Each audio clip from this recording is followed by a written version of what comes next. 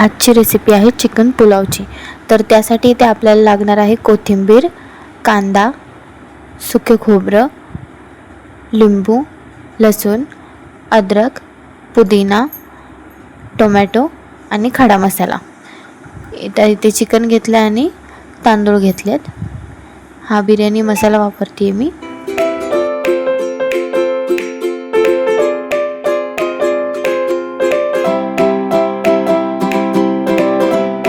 तर आता इथे खोबऱ्याचे बारीक तुकडे केलेले आहेत ते आपण तव्यावरती थोडेसे भाजून घ्यायचे। थोडंसं तेल घालायचं आणि छान भाजून घ्यायचे।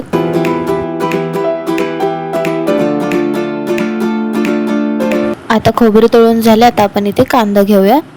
थोडासा तो पण तळून घ्यायचा। थोडंसं तेल घालायचं आणि छान तळून घ्यायचं लाल होईपर्यंत।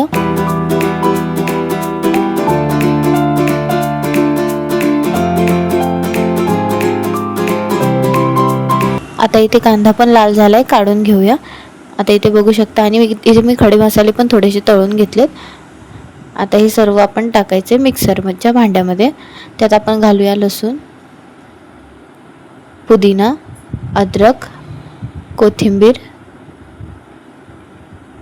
आता हे सगळ्याचं छान वाटण करून घ्यायचे। आता इथे मसाल्यांमध्ये काळं तिखट, हळद, मीठ आणि बिर्याणी मसाला।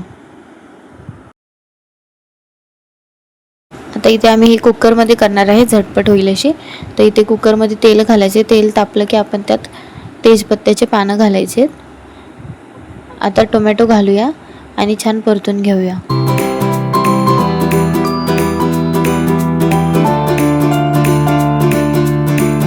टोमॅटो थोडा परतला की आता आपण ते वाटण घालूया।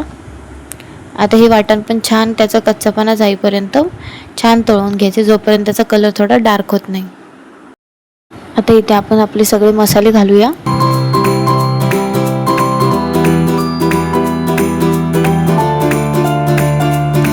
आता मसाले परतले की आता यात चिकन घालूया।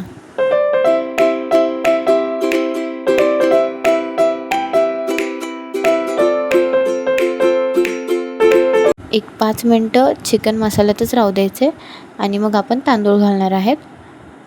आता हे पण छान सगळं मिक्स करून घ्यायचे आणि पाणी घालायचे।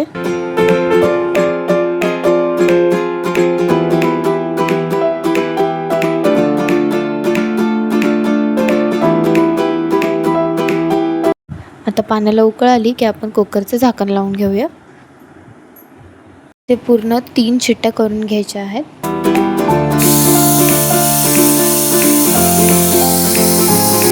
आता तुम्ही पाहू शकता किती मस्त मसालेदार आपला चिकन पुलाव रेडी आहे।